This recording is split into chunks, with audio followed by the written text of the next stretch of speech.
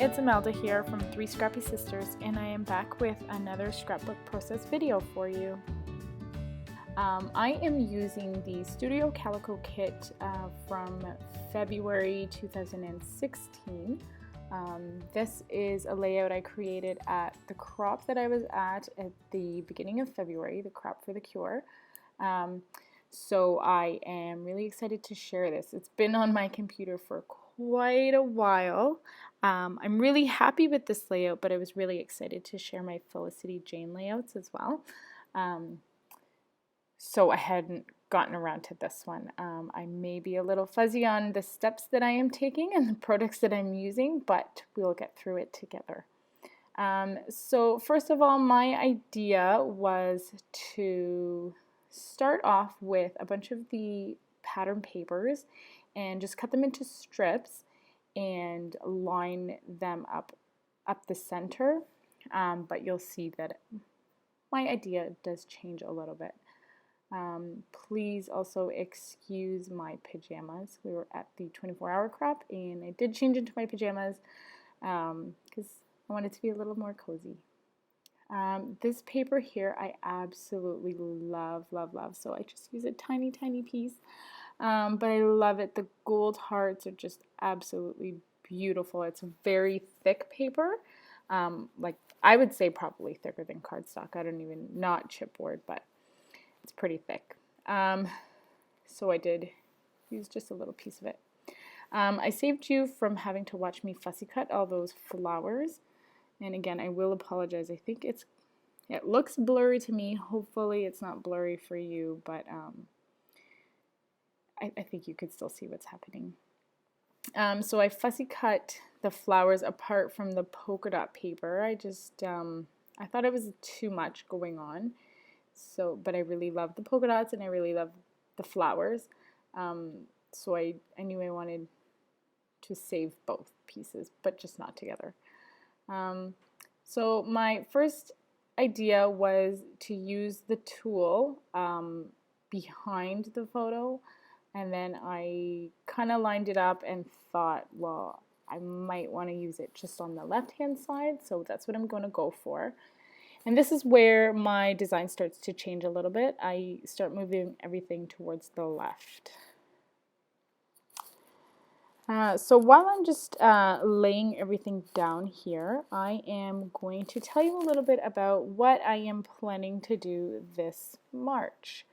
So I'm going to call it my March Madness type series. And this is why I think I am going a little mad, a little crazy, because I am planning to do 2 layouts a week, which is, for some people, that's not a big deal, but for me, it's a lot. So I'm going to post 2 videos every Thursday of a layout. It will be my layouts if my sisters would like to join in and post a video on Thursday as well. Then you might get a little bonus on a Thursday and maybe have 3 videos. So stay tuned for that. So every Thursday we will have 2, I hope I don't regret saying this, 2 scrapbook process videos every Thursday. So stay tuned. So here I am just, I'm going to go back to the layout. Here I'm just adhering the strips of pattern paper to the left side, and I am only adding some adhesive to one end of the paper because I know that I do want to machine stitch.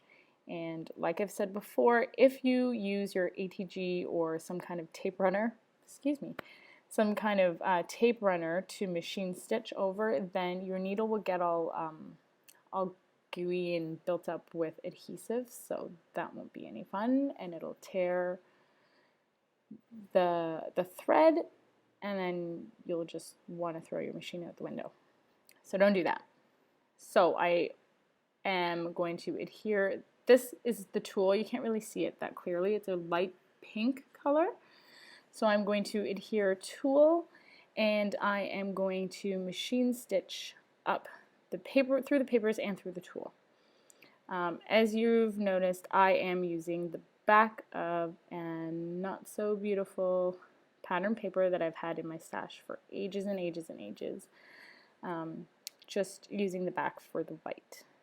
And now I am just going to layer in my photos. I found that I really liked the way that some of the roses looked underneath the tool. It gave it almost a different, I want to say, like dimension to it. Obviously, because the tool pops the photos and the other roses up a little bit more. But having it behind the tool just gives it a little bit more. So I am going to pop this up on some foam, and I believe that I double layered my foam just because the tool on the left side was up so high. So I double layered the foam under that big cluster of roses. And I am going to do some of the single roses here and there on a single layer of foam, some of them flat on the paper just to give it the dimension. I'm going to use a doily from my stash and stick that on.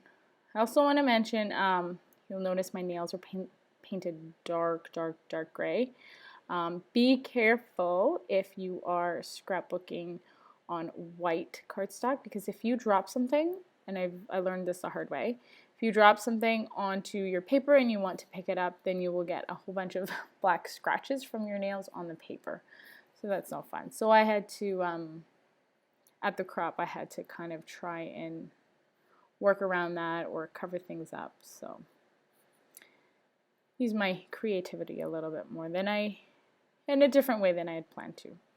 So now I am going to just look for what I want to back my photos on, and I'm just showing my sisters across the table to see if they can help me decide. So I really liked this paper. I think it says something like love you over and over down the center, so I wanted to save that for another layout. This photo is of my mom and my two kids. They are in a hammock over the summer, but it was, I want to say, probably like 5 years ago. Yeah, my son looks pretty small. He's little chubs. My daughter too, with their little smiles, but they love their ma, so they're just laying on the hammock having a good time in the summer. So that is basically all I did for this layout. I hope you enjoyed the process, and thank you so much for watching. And like I said, please stay tuned. Every Thursday we will have 2, maybe 3 if you're lucky, process videos for you. So thanks for watching. Please like and subscribe if you like what you see.